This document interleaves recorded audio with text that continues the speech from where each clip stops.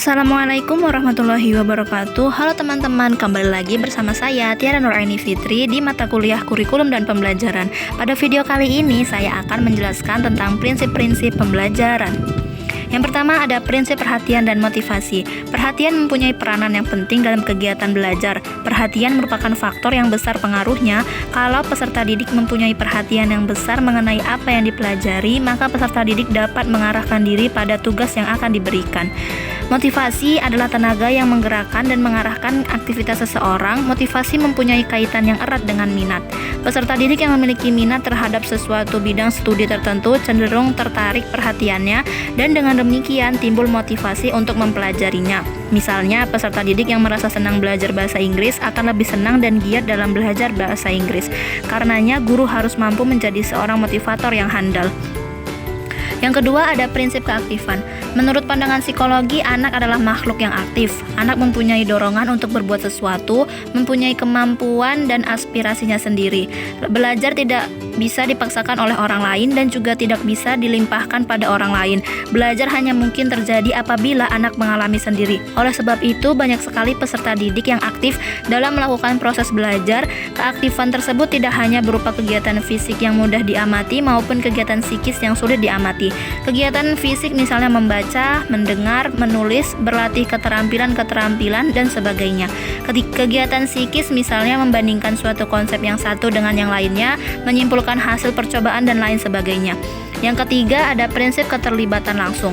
Belajar harus dilakukan oleh peserta didik itu sendiri dan tidak bisa diwakilkan oleh siapapun. Oleh sebab itu, pembelajaran harus diciptakan secara unik dan menarik sehingga peserta didik dapat mengikuti proses belajarnya dan dapat melihat serta mencobanya langsung, bukan hanya sekadar mendengarkan, sehingga menjadikannya sebagai pengalaman yang tidak bisa dilupakannya dan akan menjadi suatu ilmu dalam jangka waktu yang panjang.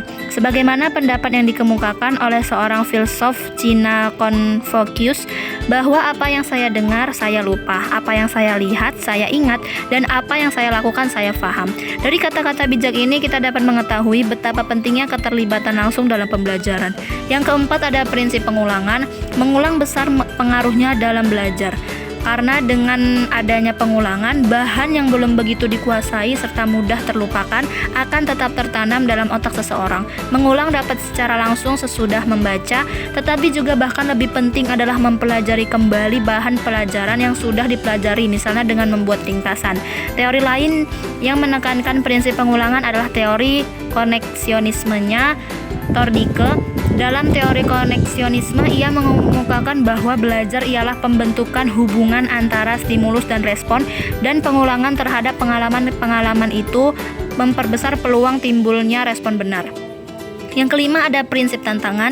Bahan belajar yang baru, inovatif, kreatif, dan menantang akan membuat peserta didik tertantang, dan dengan sendirinya mereka akan lebih giat dan sungguh-sungguh dalam belajar. Sehingga penggunaan metode eksperimen, inquiry, discovery sangatlah penting untuk diterapkan dalam pembelajarannya. Untuk itu, ciptakan pembelajaran yang unik, kreatif, inovatif, dan menantang.